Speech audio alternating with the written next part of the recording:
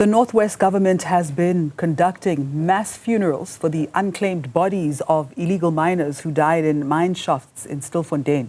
Since January, the government has had to bury the unidentified bodies but extracted DNA in case families return at a later stage. The paupers' burials usually take place 30 days after a body is unclaimed at a government mortuary. Let's get more insights on this process now with the chairperson of the South African Funeral Practitioners Association, Monageng Legae. Good morning. Welcome to Newzroom Afrika. Good morning, Masachaba. Good morning to the listeners. Firstly, what exactly is a pauper's burial and how does it differ from a standard funeral?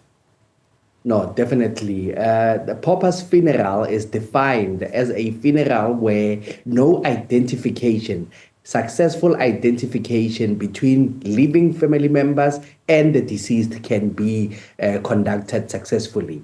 Then the government would then declare that burial as a pauper in that case. Well, what is the typical process to follow to ensure that that person is identified somehow? Look, all spheres of government, whether hospitals, forensic pathologists, the municipalities, because they do differ, they conduct all identity kits with the help of the South African Police Services. This is an extensive project that is done. You've just mentioned that the Northwest project there in Stilfontein only took place in January. Only now it's June. It means that there was an extensive work that was done to ensure that there is successful identification. There's a call to the nation to say, we have this deceased. They will then post pictures, depending on different publications that the pictures of the deceased would go. That is your social medias or newspapers that we would have. If families do not come forth, then the government is determined to ensure that there is a proper burial that then takes place in this case. And then once this information is made public, let's say, for instance, Lord forbid, I have a missing family member and I'm looking for them. Where on social media, which pages, which newspapers, what platforms are there that would publish the identities of deceased people who have not been identified by their families, essentially? Thank you very much, Mas Chaba. It is very important that our families and loved ones, especially in the area that you stay in, here in Gauteng, the biggest hospital being Baragwanath Hospital, they would have a social media page that they are always asking people, and especially while they're still living in their wards, that do you know this deceased? And that is the modus operandi going around the country that you would find this kind of situations. Once you go a forensic pathologist, that is the government mortuary. That's what people would then call government mortuaries. They would then have this identity kits sitting on their notice boards at times and being renewed as and when people do come through. And how many people are typically buried in this manner in South Africa per year?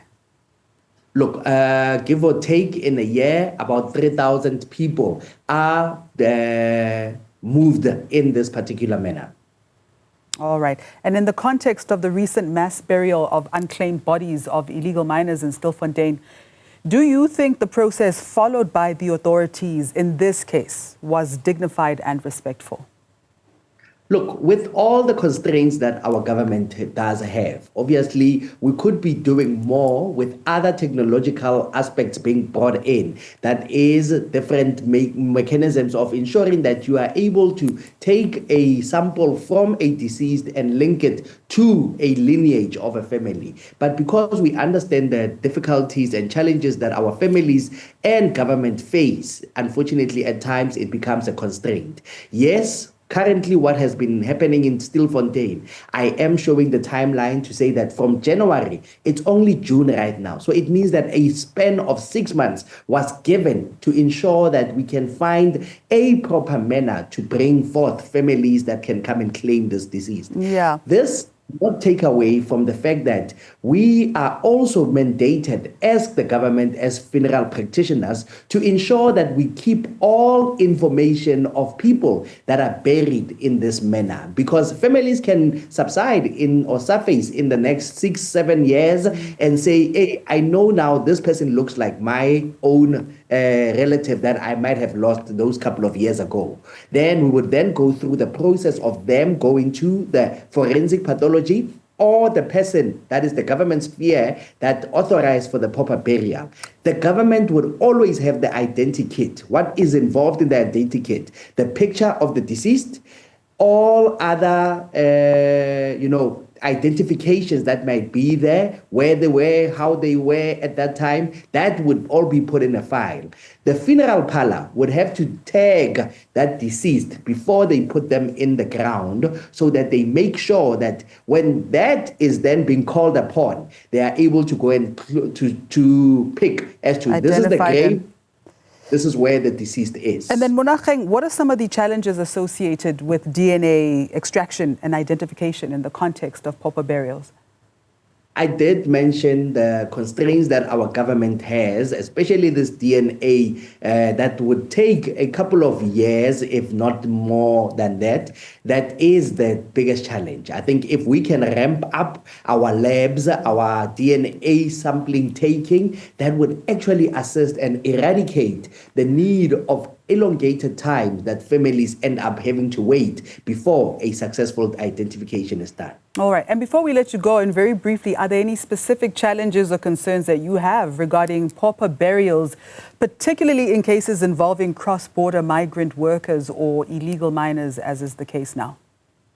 Look, I think Maschaba and the viewers, we are all knowing that, especially when we call them illegal, it means that even the documentation that they come through with, it's non-existent or not there at all. Then that also becomes a problem because remember, some of these things might be surrounded through the borders of South Africa. So if somebody is from Mozambique, Zimbabwe, or any of the SADC nations, it then becomes very difficult because at times you find that our cemeteries are piled up with these illegal immigrants that came through that will not ever be identified accordingly.